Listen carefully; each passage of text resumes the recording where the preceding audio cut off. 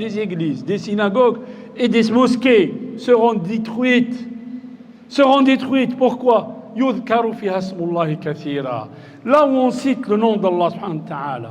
Ils viennent, il y a des abadat al-shaytan, les sataniques, ils veulent t'empêcher d'adorer Allah. Non, nous sommes en quête de spiritualité, tout simplement. Arrête de mentir sur les gens, c'est pas bien. Allah subhanahu wa ta'ala dit ça. Et là, je vais vous donner juste un exemple. Allah subhanahu wa ta'ala dit فَأَمَّا مَنْ أَعْطَى وَاتَّقَى وَصَدَّقَ بِالْحُسْنَى. اتقى Allah subhanahu wa ta'ala il te dit لا تركنوا إلى الذين ظلموا فتمسكم النار ولا تطغوا. Regardez Allah subhanahu wa ta'ala ce qu'il nous dit sur le Hud. Ne faiblissez pas et ne soyez pas alliés avec les injustes parce que vous serez touchés par le feu. Mais en même temps, ne soyez pas injustes comme eux ils étaient injustes.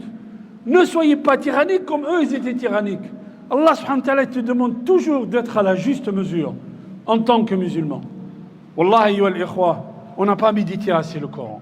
On n'a pas médité assez le Coran et le Coran, il nous élève. Et cet islam, c'est pas tout cause.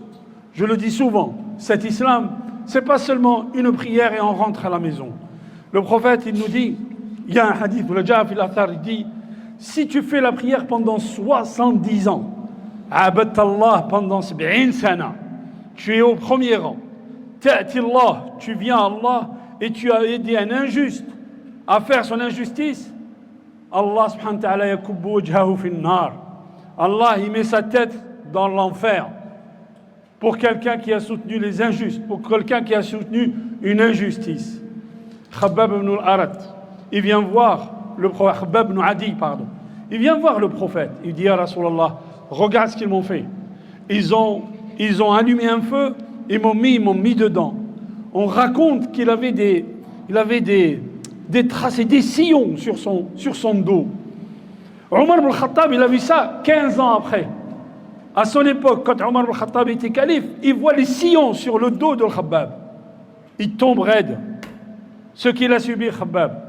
Il vient se plaindre chez le prophète sallallahu alayhi wa sallam. Il dit à Rasulallah, demande à Allah, regarde ce qu'ils nous font. Rasul sallallahu alayhi wa sallam, qu'est-ce qu'il lui dit? Il lui dit que cet effort-là, l'effort que vous faites, c'est grâce à ces gens-là que nous avons eu l'islam. Il dit, innakum qawmun tastajilun. Avant vous,